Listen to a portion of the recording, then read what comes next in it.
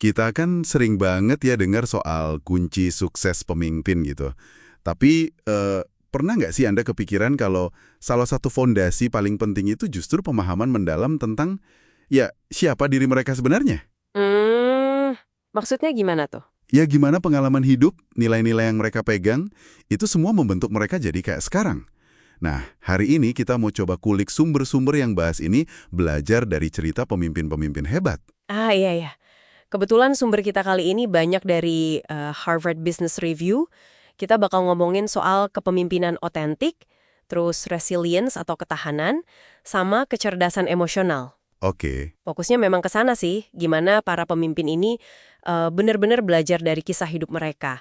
Bukan cuma ngalamin aja, tapi sadar gitu apa sih yang bikin mereka jadi ya diri mereka yang sekarang. Wah, menarik banget. Yuk, kita bongkar bareng-bareng.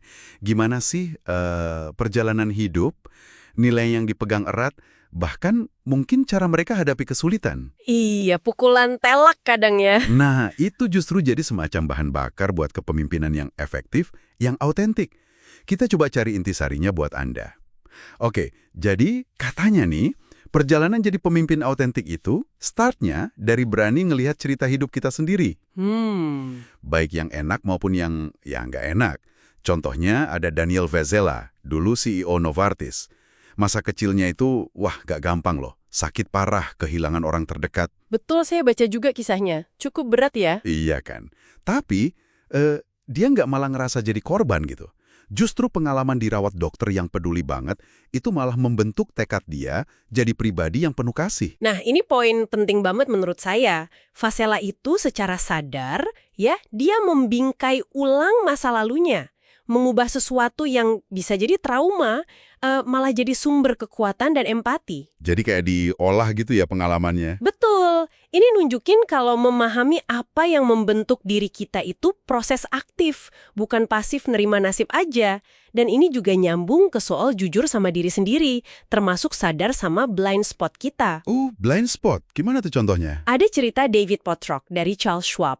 Dia kaget banget waktu tahu ternyata kolega-koleganya itu nganggap dia egois, nggak percaya sama dia. Waduh. Nah, kesadaran diri kayak gini, ya meskipun mungkin awalnya nyakitin ya, tapi krusial banget buat tahu siapa kita sebenarnya di mata orang lain, dan gimana kita bisa perbaiki itu. Wah, iya sih. Membingkai ulang pengalaman sulit jadi kekuatan itu pasti butuh refleksi yang dalam ya. Dan soal blind spot tadi, itu jadi ngingetin saya ke pentingnya motivasi. Motivasi ya? Iya, sumber kita kan bedain tuh. Ada motivasi ekstrinsik, kayak pujian, uang, status, sama intrinsik. Yang dari dalam diri ya, kayak makna hidup, pengen berkembang, bantu orang lain. Betul. Nah, pemimpin autentik itu katanya jagonya imbangin keduanya. Tepat sekali. Keseimbangan itu penting.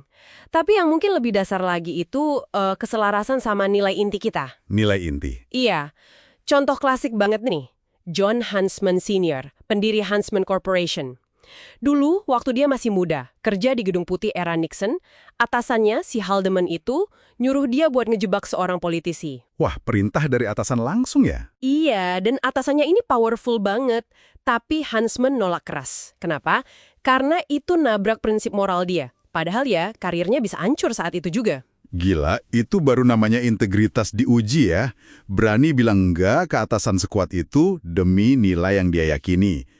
Ini nunjukin banget ya, pemimpin sejati itu tahu persis siapa diri mereka, karena berani hidup sesuai prinsip itu. Bener banget, tindakan Huntsman itu bukan cuma soal dia punya nilai, tapi dia punya keberanian buat memperjuangkannya pas tekanannya gede banget, itu bedanya. Iya, ya. Dan soal keseimbangan motivasi tadi, ada contoh lain, mungkin Anda pernah dengar, Alice Lalor dari McKinsey. Dia sukses banget secara eksternal, pencapaiannya banyak, tapi kok ngerasa hampa. Oh gitu? Iya, sampai akhirnya dia cari makna yang lebih dalam dari kerjaannya. Cari motivasi intrinsik yang lebih kuat. Jadi ya, ujung-ujungnya balik lagi ke pemahaman diri, siapa saya, apa yang penting buat saya. Oke, jadi pegang nilai itu penting. Tapi gimana kalau nilai itu diuji sama kegagalan besar? Sumber-sumber juga nyinggung nih kalau kejatuhan itu justru kayak bagian wajib dari banyak cerita sukses. Betul. Itu pola yang sering muncul. Coba ingat Jamie Dimon. Pernah dipecat lo dari Citigroup. Tapi habis itu, bangkit jadi CEO legendaris di JP Morgan Chase. Atau Jack Bogle, pendiri Vanguard. Juga pernah disingkirkan dari perusahaan yang dia dirikan sendiri. Ini polanya menarik banget. Sering disebut mirip kayak perjalanan pahlawan atau hero's journey-nya Joseph Campbell. Ada panggilan, terus ujian berat, kemunduran besar, tapi akhirnya menang. Jadi kuncinya bukan jatuh atau enggaknya ya? Bukan. Tapi gimana mereka milih buat bangkit lagi? Caranya beda-beda.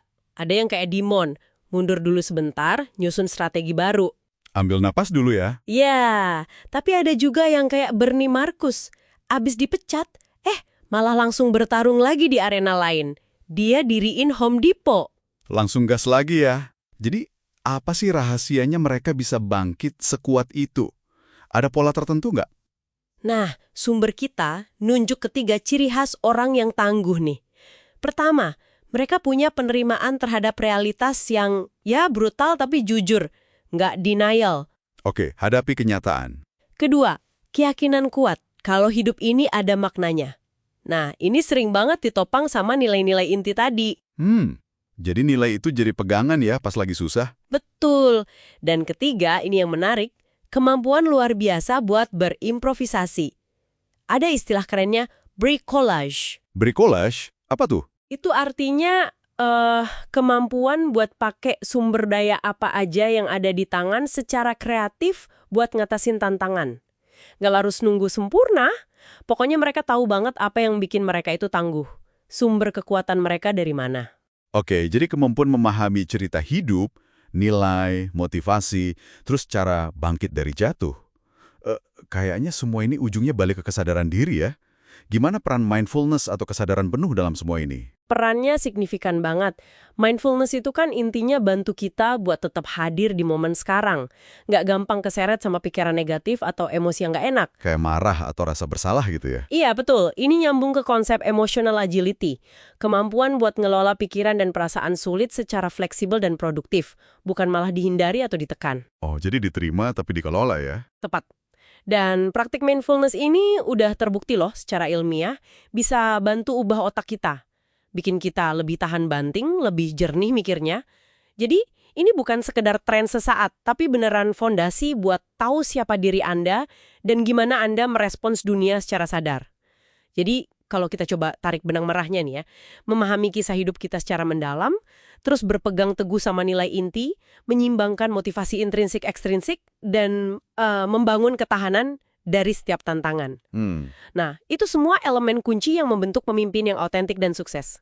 Mereka bisa berhasil karena mereka tahu betul apa aja yang udah ngebentuk mereka jadi seperti sekarang. Dan ini insight-nya bukan cuma buat para CEO di Menara Gading sana kan ya? Iya. Ini relevan banget buat kita semua, buat Anda juga.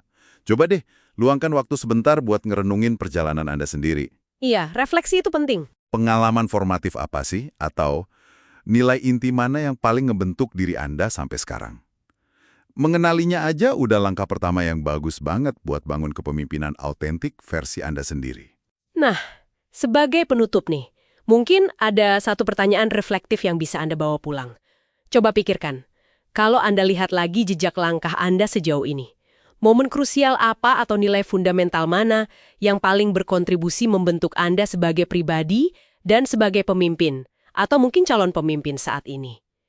Jawabannya, ya, ada di dalam diri Anda sendiri.